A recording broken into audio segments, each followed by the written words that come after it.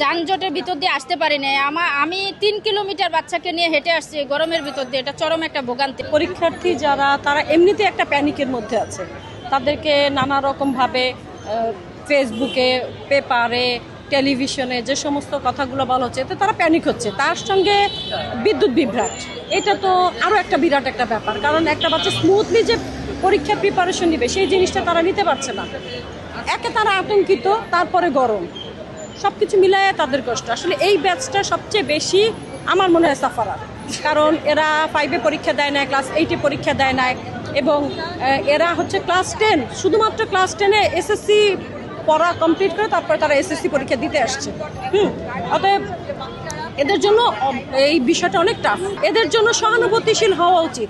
অভিভাবক তো চিন্তা করছি, তার সাথে কর্তৃপক্ষ যারা আছে এবং শিক্ষা মন্ত্রণালয় যারা আছে তাদের মধ্যে প্যানিক না ছড়ায় তাদেরকে আসলে সান্ত্বনা দেওয়া উচিত, আশ্বস্ত করা উচিত যে পরীক্ষা তোমরা দাও, আমরা দেখব। তারপরে আবার নতুন বাক্য সাইলেন্ট এক্সপার্ট, এটা তো বাচ্চারা অভ্যস্ত না।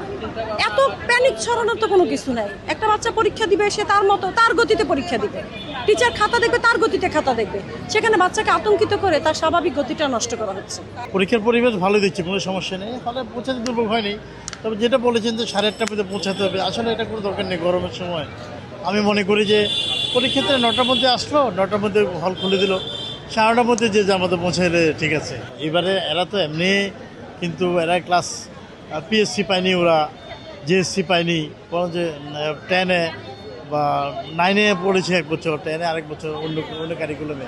এই জন্য ওদের জন্য একটু সরকার আসলে তো হার্ডলি কোনো রুলস না করে, যে মানে কঠিন করে খাতা কাটা হবে, বিভিন্ন এত কিছু না করে আমার ওদের প্রতি একটু সিম্পেথি থাকা উচিত ওদের প্রতি। এই যেহেতু এই বেসটা কিন্তু এক ধরনের ডিপ্রাইভ অনেক কিছু থেকে। হ্যাঁ, বিদ্যুতের জন্য তো একটা আসলে প্রবলেম আছে যেহেতু, বাট সরকারকে এদিকে একটু মনোযোগ দেওয়া উচিত যে আসলে যে যাতে করে 10টা থেকে 1টার মধ্যে বিদ্যুৎ বিভ্রাট যাতে এই এলাকাগুলোতে না হয়, যে এলাকা পরীক্ষা হচ্ছে স্কুলগুলোতে মিনিমাম, অথবা মিনিমাম একটা যেমন সিসি ক্যামেরা স্থাপন করছে, গুড আইডিয়া। একটা জেনারেটর স্পেশালভাবে যাতে করে কি অ্যাক্টিভ ফ্যান আর লাইটগুলো থাকে আর কি। পরীক্ষা দিতে আসার সময় বাচ্চারা প্রচণ্ড ভোগান্তির মধ্যে পড়েছে, এটা 100% শিওর। কারণ আমরা প্রতিটি বাচ্চাদেরকে নিয়ে সকাল 8টায়, তাদের পরীক্ষা কিন্তু শুরু হবে 10টায়। আমরা সকাল 8টা বাজে বের হয়ে আমরা কিন্তু আসলে যানজটের ভিতর দিয়ে আসতে পারি না।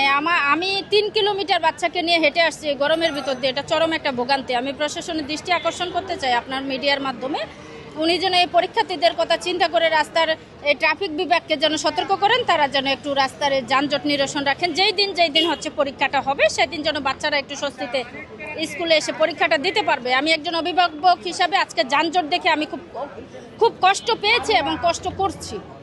এটা যেন আর কখনো না হয়, এদিকে যেন সরকার যেন এদিকে একটু বাচ্চাদের দিকে খেয়াল রাখেন, এটা অনুরোধ করব।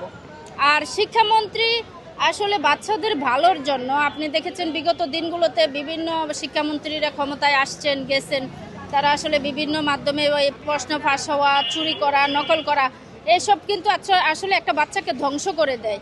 এই তো বর্তমান যে শিক্ষামন্ত্রী যে কড়াকড়ি যে নির্দেশনাটা দিয়েছেন, এতে করে বাচ্চারা একটু নার্ভাসও হয়েছে, একটু ভয় পেয়েছে। তাতে আমরা অভিভাবকেরা কিন্তু একটা স্বস্তিও পেয়েছি, কারণ আমার বাচ্চাটা সুন্দরভাবে সুন্দর একটা বিকাশ নিয়ে মানুষ হতে পারবে।